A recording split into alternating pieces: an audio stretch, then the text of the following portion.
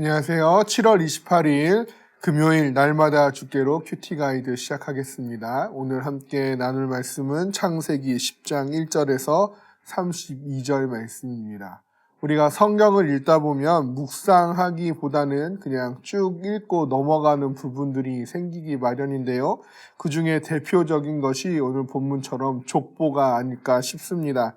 오늘은 본문에 따라 노아의 아들인 셈과 함과 야벳의 족보에 대하여 묵상해 보고자 합니다. 관찰 질문 1번입니다. 노아의 세 아들의 후손이 어떻게 나뉘었습니까?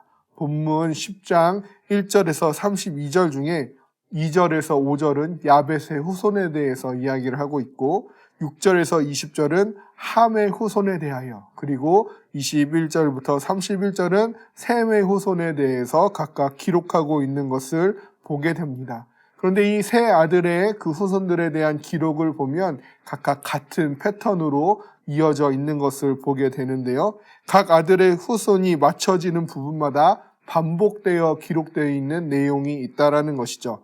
그것은 5절, 20절, 31절에 각각 나타나는데 이들로부터 여러 나라 백성으로 나뉘어서 각기 언어와 종족과 나라대로 바닷가의 땅에 머물렀더라. 각기 족속과 언어와 지방과 나라대로였더라. 그 족속과 언어와 지방과 나라대로였더라 라고 각각 말씀하고 있는 것을 보게 됩니다.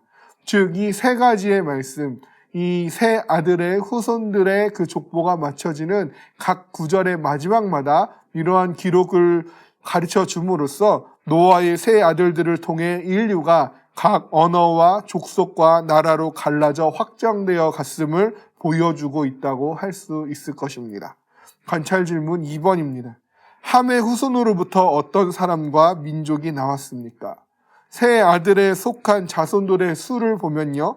야벳은 14, 함은 30, 셈은 26으로 함의 자손의 번성에 대하여 다른 아들들의 자손의 번성보다 더 자세히 기술하고 있다는 것을 발견하게 됩니다.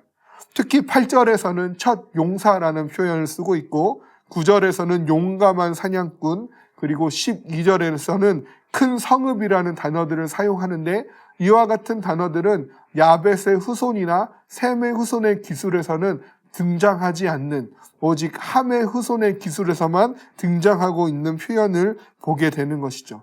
그만큼 함의 후손이 가진 그 강력함을 보여주는 것이라고 할 수 있을 것입니다.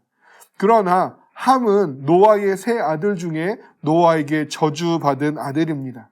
역사에 있어서도 그 저주대로 결국 하나님의 심판을 받게 되는 민족들이 함의 자손에 속해 있는 민족들입니다. 악한 자의 후손도 퍼져나가며 힘을 가질 수 있습니다. 그러나 그들의 결국이 어떠한지는 역사를 통하여 하나님께서 우리에게 명백하게 보여주고 계시다고 할 수 있겠습니다. 관찰 질문 3번입니다. 세상 사람들은 근본적으로 누구의 후손입니까? 32절 말씀을 보면 이들은 그 백성들의 족보에 따르면 노아 자손의 족속들이요 홍수 후에 이들에게서 그 땅의 백성들이 나뉘었더라 라고 말씀합니다. 결국 모든 사람들의 족보를 거슬러 올라가다 보면 노아라는 지점에서 만나게 되어진다라는 것이죠. 따라서 세상 사람들은 근본적으로 노아의 후손이라고 말할 수 있을 것입니다. 그런데 노아는 의인이요 당대의 완전한 자라고 말씀합니다. 그러나 오늘 족보에서도 알 수 있듯이 그 후손 중에는 그 믿음을 이어가는 자들도 있고 또 다른 어떠한 후손에게는 하나님의 심판을 받는 자들도 존재하게 되어집니다. 각자의 믿음의 행보대로 결과를 받게 되는 것이죠. 그렇기에 우리는 다음 세대들에게 믿음을 온전히 물려주어야 할 중요성을 우리는 여기서 발견하게 되는 것입니다. 그들이 세상의 강력함을 취하게 되고 힘과 능력을 갖게 된다 할지라도 하나님 앞에서 저주받은 자들, 하나님께 버림받은 자들, 하나님 앞에서 죄를 행하는 자들이라면 그들은 결국 하나님의 심판에서 벗어나지 못하게 되기 때문에 그러합니다. 따라서 우리는 우리의 자녀들의 후손들이 언제나 하나님께 의인으로 살 수 있도록 믿음의 유산을 온전히 물려주어야 하며 따라서 우리는 신앙 교육을 늘 우선해야 할 것입니다.